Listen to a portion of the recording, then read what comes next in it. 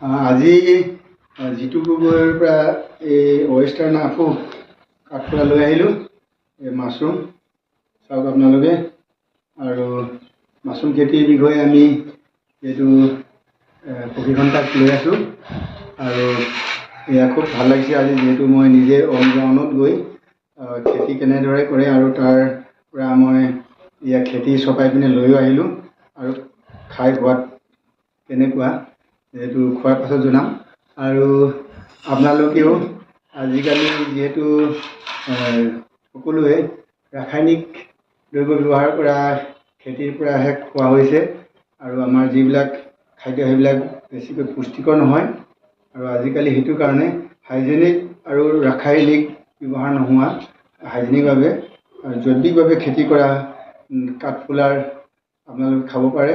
আৰু ইয়াৰ বহুত ঔষধি গুণাগুণো আছে, যিহেতু এইটো খালে মানে বহুত বেমাৰৰ পৰা আপোনালোকে পৰিত্ৰাণ পাব পাৰি। কেঞ্চাৰৰ দৰে ৰোগো মানে ইয়াৰ পৰা ভাল হয় বুলি কৈছে। আৰু বহুত ঔষধি গুণ হয়। আৰু চবতকৈ মানে খাদ্যৰ ভিতৰত পুষ্টিক চবতকৈ বেছিকৈ নাফুত আছে, মাছ মাংসতকৈ বেছি আছে। কিন্তু আমাৰ মানুহবিলাকে মাংসভোজীৰ কাৰণে যিহেতু মাংসটো তৃপ্তিৰ কাৰণে খোৱা হয়, কিন্তু ইয়াক এই মাংসত ইমান মানে প্ৰটিন নাথাকে।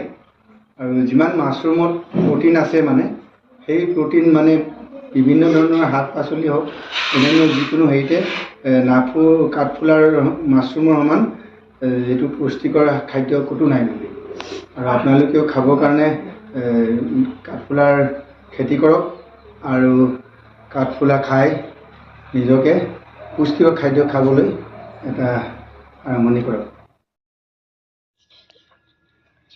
এই নাফু ল'ব আহিলোঁ, কাঠফুলা জিতু গগৈ ঘৰত মাছৰুম খেতি।